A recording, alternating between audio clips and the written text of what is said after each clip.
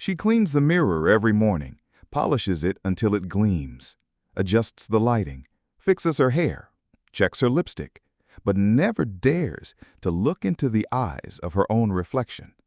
There's something there she doesn't want to see, something that makes her glance away the moment her gaze threatens to go deeper than the surface.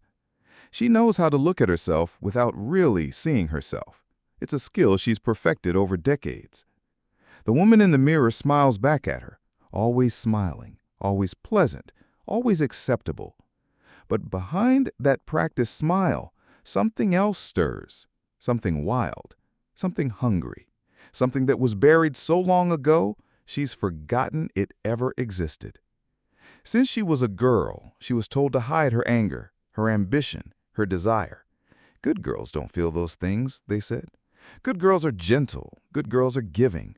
Good girls don't take up space with their wants. So she learned to fold herself smaller, to swallow her fire, to dim her light so others wouldn't feel threatened by its brightness. She became an expert at editing herself, cutting out the parts that didn't fit, the rage when she was overlooked, the jealousy when others got what she wanted, the fierce ambition that burned in her chest, the raw sexuality that made her feel alive, the selfishness that whispered she deserved more. All of it went into the shadows. All of it was deemed too dark, too dangerous, too ugly to exist in the light of who she was supposed to be. But here's what Carl Jung understood that she's forgotten. Shadow is not evil. Shadow is everything you rejected in yourself to be loved. Every part of her that she deemed unacceptable didn't disappear. It didn't die. It went underground. It became the hidden woman, the exiled self, the aspects of her soul that she locked away in the basement of her psyche, hoping they would somehow cease to exist. But they didn't cease. They festered. They grew stronger in the darkness. They began to govern her life from the shadows, pulling strings she couldn't see, making choices she didn't understand, creating patterns she couldn't break. She wonders why she attracts the same type of people, why she repeats the same mistakes, why she feels so empty even when her life looks perfect from the outside, why she's so tired of being good all the time, why she secretly resents the very people she's trying so hard to please. She doesn't realize that what she's experiencing isn't fate. It's the return of the repressed. It's her shadow trying to come home. Until you make the unconscious conscious, it will direct your life and you will call it fate. The woman staring back at her in the mirror knows this. The hidden woman behind her eyes knows this. She's been waiting patiently for the moment when the masks would come off, when the performance would end, when the exhaustion of being someone else would finally become too much to bear. She doesn't fear the dark in others. She fears the fire she tried to extinguish in herself. But what if the fire was never meant to be extinguished? What if it was meant to illuminate? What if the very parts of herself she's been running from are the keys to her liberation? The shadow isn't something to be destroyed, it's something to be integrated. It's the missing pieces of her wholeness. It's the power she gave away to be acceptable. It's the wildness she sacrificed to be safe. It's the truth she buried to be loved. In the depths of her psyche, the hidden woman stirs. She's been waiting in the darkness, holding all the parts of her that were too much, too intense, too real for the world to handle. She's been the keeper of her authenticity, the guardian of her full spectrum of humanity. The hidden woman is not her enemy. She's her ally. She's the part of her that refused to be completely tamed, the part that kept her fire burning even when she tried to snuff it out, the part that whispered, "This isn't who you really are," every time she betrayed herself to fit in. She's the repository of her unexpressed creativity, her unspoken truths, her unfelt feelings, her unlived life. She's everything that was sacrificed on the altar of social acceptance. But the cost of keeping her hidden has become too high. The exhaustion of maintaining the false self, the depression that comes from betraying your own nature, the anxiety of constantly performing, the emptiness of living a life that isn't truly yours. You're not being haunted. You're being summoned by parts of yourself that are still alive. The woman in the mirror is calling to her, not the surface woman, not the acceptable woman, not the woman who smiles and nods and never makes waves, but the woman underneath, the woman who exists in the spaces between her words, the woman who lives in her dreams, the woman who emerges in her private moments when no one is watching. She's calling her home to herself. The mirror reflects more than just her physical form. It reflects Her soul. And her soul is tired of being split in two, tired of being light without shadow, tired of being acceptable without being authentic, tired of being loved for who she pretends to be, while who she really is remains invisible. The integration begins with recognition, with acknowledgement, with the radical act of seeing herself fully for the first time. Not just the pretty parts, not just the palatable parts, but all of it.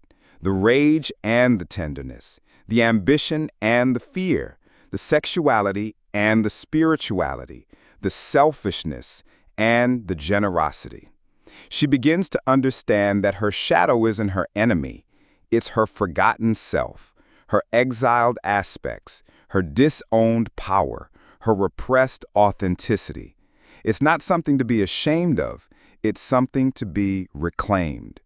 The woman in the mirror stops smiling her practiced smile. For the first time in years, she looks directly into her own eyes. And what she sees there isn't darkness. It's depth. It's complexity. It's the full spectrum of her humanity. She sees the little girl who was told to be quiet when she wanted to roar, the teenager who was shamed for her sexuality, the young woman who was told her ambition was unseemly, the adult who learned to apologize for taking up space. She sees all the parts of herself that were deemed too much. And she begins to understand that they were never too much. They were just too much for people who were afraid of their own wholeness. The mirror becomes a portal, not to vanity or self-criticism, but to self-recognition, to the radical act of seeing herself as she truly is, complex, contradictory, beautiful and terrible, light and shadow, human. The hidden woman steps closer to the surface. She's been waiting for this moment, the moment when the performance ends and the real woman can finally emerge, when the mask can be set aside and the authentic self can breathe. She's been holding all the power that was given away, all the passion that was suppressed, all the truth that was silenced, all the wildness that was tamed. She's been the keeper of the flame, protecting it through the long night of forgetting. Now she's ready to return, to integrate, to make the fractured woman whole again, to end the exhausting split between who she is and who she shows the world. The mirror reflects not just her face, but her choice. Will she continue to look away, continue to maintain the split, continue to live half a life in service of an image, or will she finally have courage to look directly at herself, to see all of herself, to welcome home the parts of herself that have been in exile? The hidden woman waits, patient as shadows, eternal as truth, ready to transform the woman who dares to see her from fragment into wholeness, from performance into authenticity, from acceptable into real. The mirror holds the reflection of who she could become, not perfect, not always pleasant, not always acceptable, but whole, integrated, authentic, powerful in her completeness. She stands at the threshold, the moment of choice, the invitation to stop hiding from herself and start living as herself. The woman in the mirror waits for her answer. She thought she knew herself. She thought she had done the work. She thought she had faced her demons and come out victorious on the other side. But there are deeper chambers in the psyche, hidden rooms that even she hasn't dared to enter. These are the spaces where she keeps the parts of herself that feel too shameful to acknowledge, too dangerous to own, too ugly to integrate. These are the aspects of her shadow that she's convinced herself don't exist, while they secretly orchestrate her life from behind the scenes. The hidden woman knows these secrets. She's been guarding them, protecting them, keeping them alive, even when the conscious mind tried to murder them with denial and spiritual bypassing. She's been waiting for the moment when the masks would finally come off completely.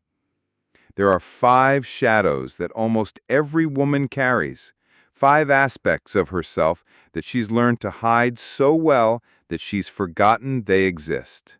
But forgetting doesn't make them disappear. It only makes them more powerful.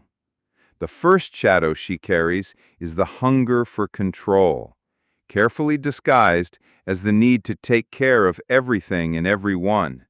She tells herself she's being helpful. She tells herself she's being loving. She tells herself she's being responsible. But underneath, something else is driving her compulsive need to manage, organize, and fix. You don't organize the chaos. You try to avoid the pain of not being needed. Watch her move through her world. See how she inserts herself into every problem, every crisis, every situation that doesn't directly concern her. She can't sit still when others are struggling. She can't let people make their own mistakes. She can't allow life to unfold without her intervention. She calls it care, but it's control. She calls it love, but it's fear.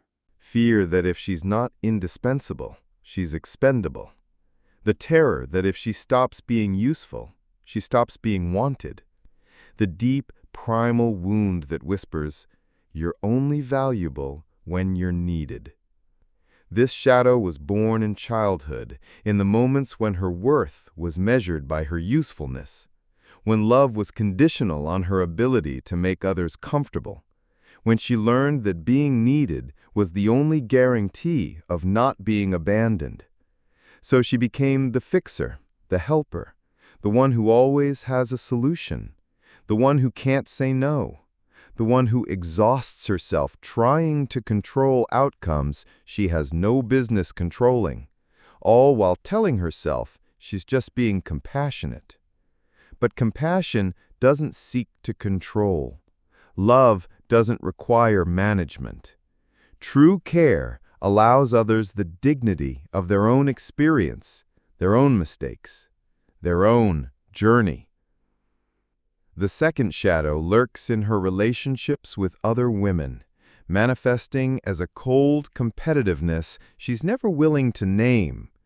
She's learned to mask her resentment of other women behind polite smiles and surface-level friendships. She's learned to call her judgment discernment and her envy standards. You judge who allows herself to shine because you've forgotten how it felt to feel that freedom in yourself. She watches other women with a critical eye, the one who speaks too loudly, the one who takes up too much space, the one who demands attention, the one who's unapologetically sexual, the one who's wildly successful, the one who doesn't seem to care what anyone thinks. Something in her recoils from these women. Something in her wants to diminish them, to find their flaws, to prove that their confidence is false or their success is undeserved. She tells herself she's just being realistic, but she's really being threatened. These women represent everything she's denied in herself. They're living proof that it's possible to be fully expressed, fully authentic, fully alive. And their existence is a painful reminder of how much of herself she's sacrificed to be acceptable. The shadow of female competition isn't about other women. It's about the parts of herself she's disowned.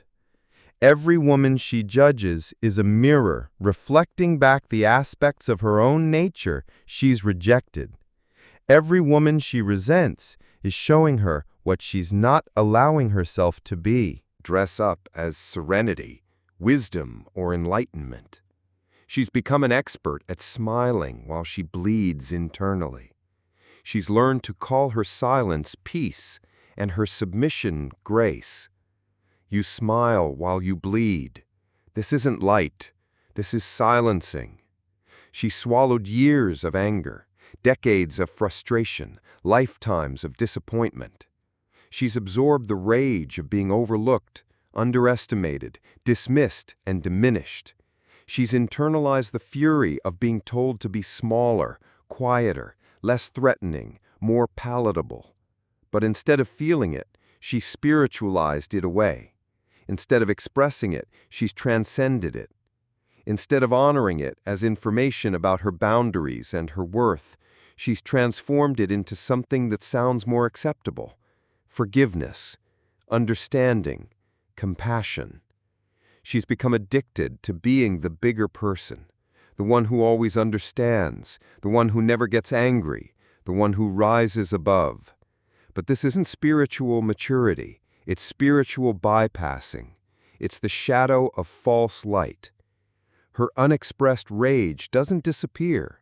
It ferments. It turns into depression. It manifests as passive aggression. It leaks out in her judgments of others. It creates a wall between her and her own aliveness. Rage isn't the enemy of spirituality. Rage is the guardian of what's sacred. It's the emotion that rises when something precious is being violated. It's the fire that protects what matters. It's the energy that says, this is not acceptable. The fourth shadow is the guilt she carries for not being good enough, pure enough, selfless enough. She's internalized the message that her needs are selfish, her desires are wrong, her ambitions are unfeminine. She's learned to apologize for existing, for wanting, for taking up space. You were never bad. You just tried to be whole in a world that preferred you fragmented. She carries the guilt of 1,000 small betrayals of others' expectations, the guilt of saying no when she was expected to say yes, the guilt of wanting more when she was supposed to be grateful for what she had, the guilt of being human when she was supposed to be angelic. This guilt isn't about anything she's actually done wrong. It's about the crime of authenticity in a world that rewards performance. It's about the sin of being complex in a culture that demands simplicity. It's about the transgression of having a full range of human experiences in a society that wants women to be one-dimensional. She spent her life trying to be good, but good as defined by others, not by her own moral compass. She's tried to be pure, but pure as defined by systems that benefit from her diminishment. She's tried to be selfless, but selfless as defined by people who profit from her self-sacrifice. The guilt she carries isn't evidence of her badness.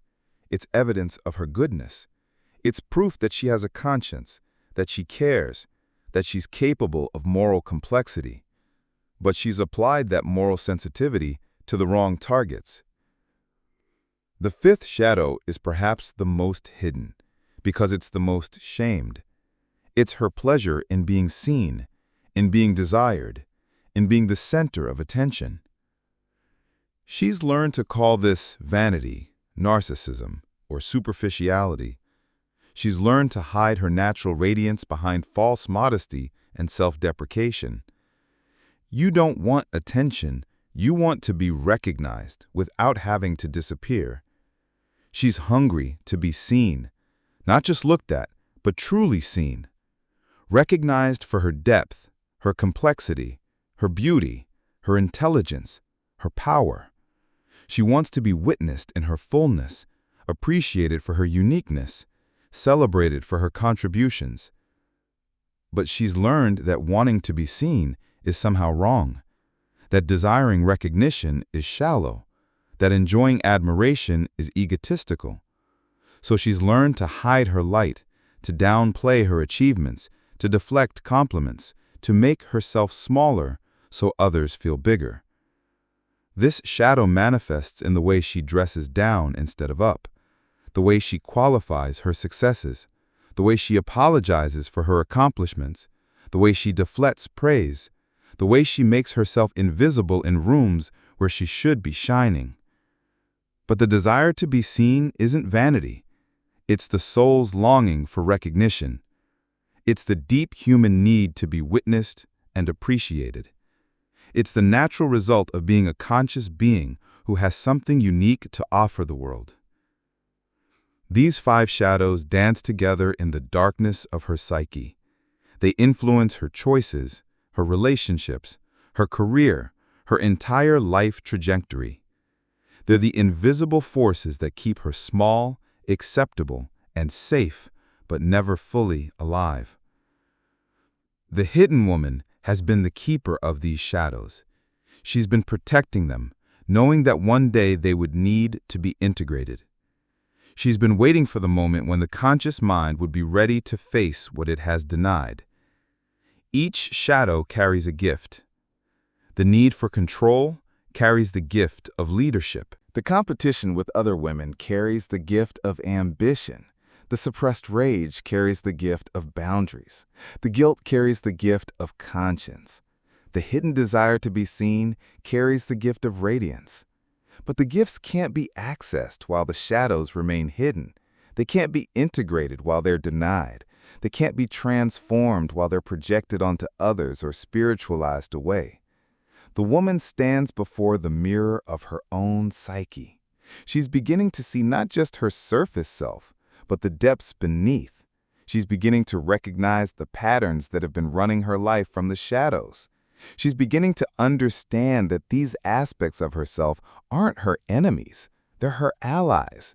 They're the parts of her that refuse to be completely tamed. They're the keepers of her power, her authenticity, her wholeness.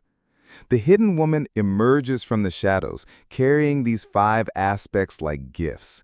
She's been waiting for the moment when they could be welcomed home, when they could be integrated with consciousness and compassion, when they could be transformed from wounds into wisdom.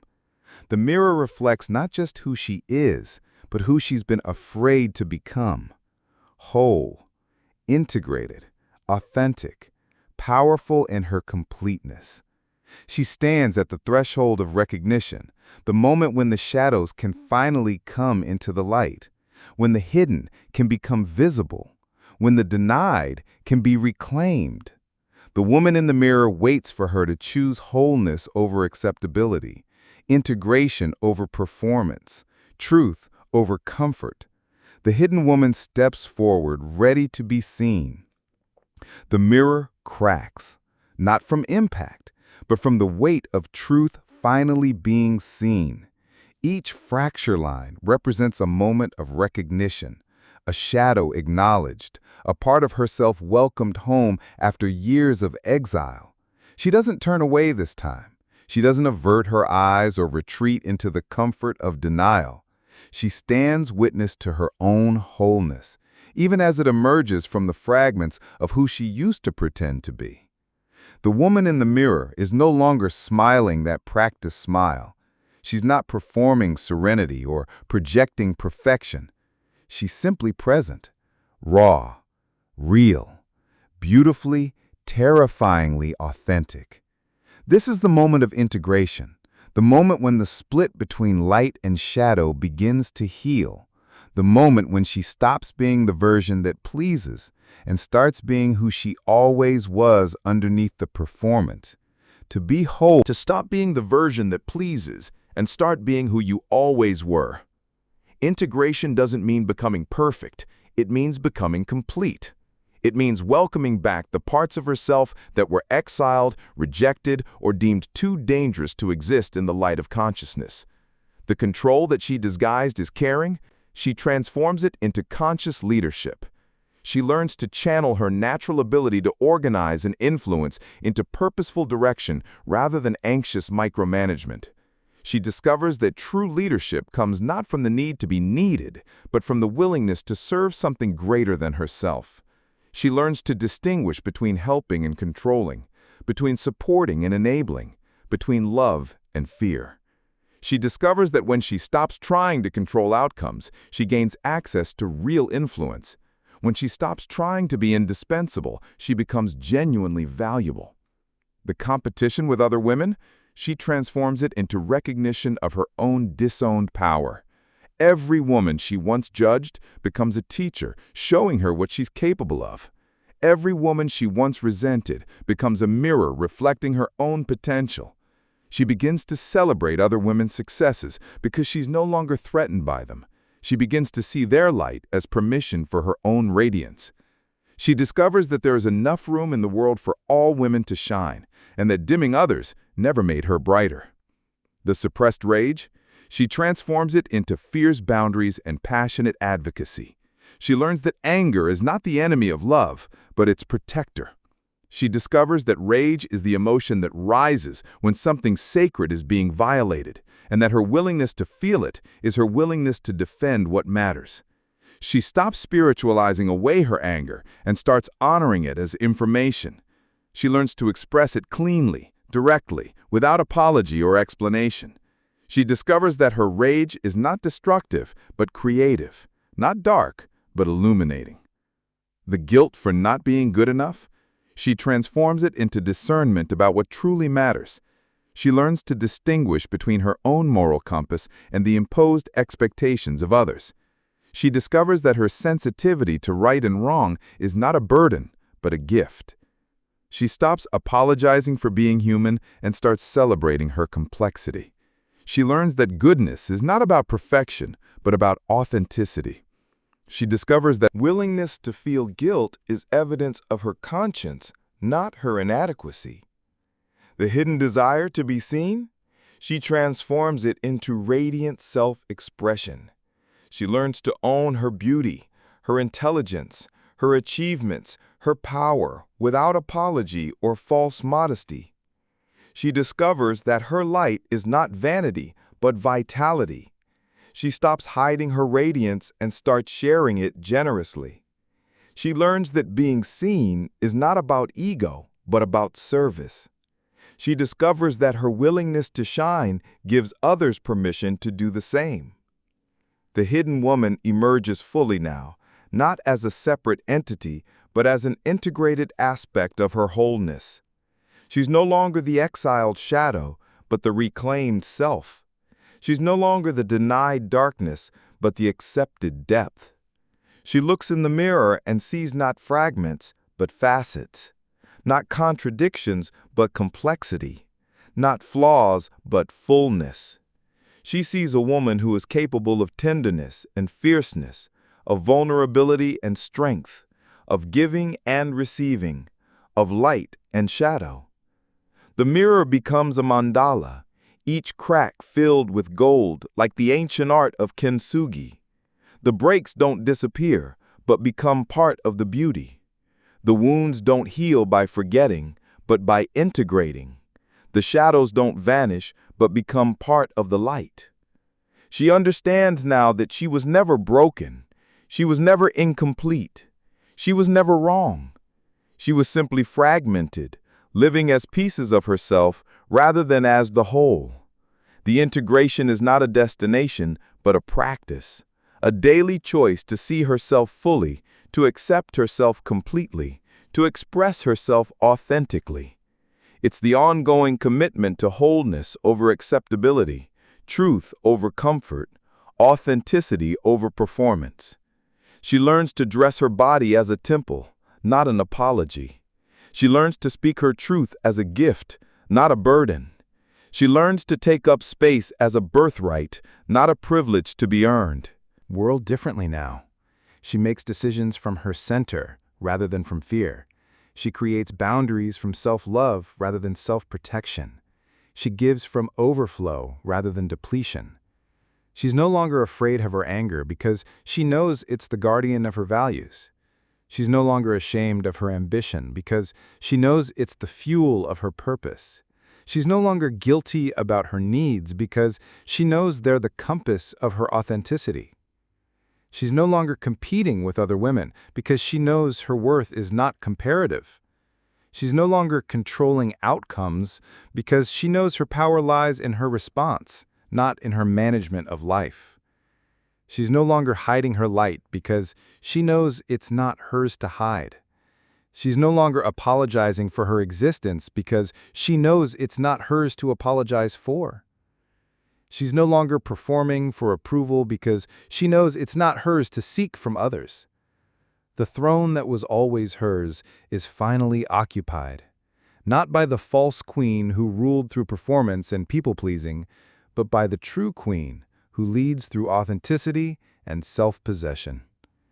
She understands now that individuation is not about becoming someone new, but about becoming who you always were, before the world told you who to be. It's not about adding things to yourself, but about removing the layers of conditioning that obscured your true nature. The mirror reflects her face, but she sees her soul. She sees the little girl who was told to be quiet and chose to roar. She sees the teenager who was shamed for her sexuality and chose to own her power. She sees the young woman who was told her ambition was unseemly and chose to pursue her dreams anyway. She sees all the versions of herself that refused to be completely tamed, all the parts that kept her fire burning even when she tried to extinguish it. All the aspects that whispered, "This isn't who you really are," every time she betrayed herself to fit in. The woman in the mirror is no longer divided. She's no longer performing. She's no longer hiding. She's integrated. She's whole. She's home. She's learned the ultimate truth, that healing doesn't come from perfecting yourself, but from accepting yourself. That growth doesn't come from adding more, but from removing what's false. That wholeness doesn't come from becoming someone else, but from becoming more fully yourself. The mirror holds her reflection, but now it's complete. Not perfect, but whole. Not always pleasant, but always authentic. Not always acceptable to others, but always true to herself. She's discovered that the shadow was never her enemy, but her ally. Never her darkness, but her depths. Never her weakness, but her hidden strength. Never her shame, but her reclaimed power. The woman who once cleaned the mirror while avoiding her own eyes now looks directly at herself with love, acceptance, and fierce compassion. She sees not just who she is, but who she's always been. Not just her surface, but her depths. Not just her light, but her shadows. And in that scene, she becomes whole. The hidden woman is hidden no more. She's integrated. She's expressed. She's alive. She's free. The mirror reflects not just her face, but her choice. The choice to be whole rather than acceptable. The choice to be authentic rather than perfect. The choice to be herself rather than who others want her to be. She's made her choice. She's chosen wholeness. She's chosen truth. She's chosen herself. The woman in the mirror smiles. But this time, it's not performance. It's recognition. It's welcome. It's the smile of a woman who has finally come home to herself. She's no longer hiding. She's no longer performing. She's no longer split. She's whole. She's integrated. She's free. And she's never going back to the fragments again.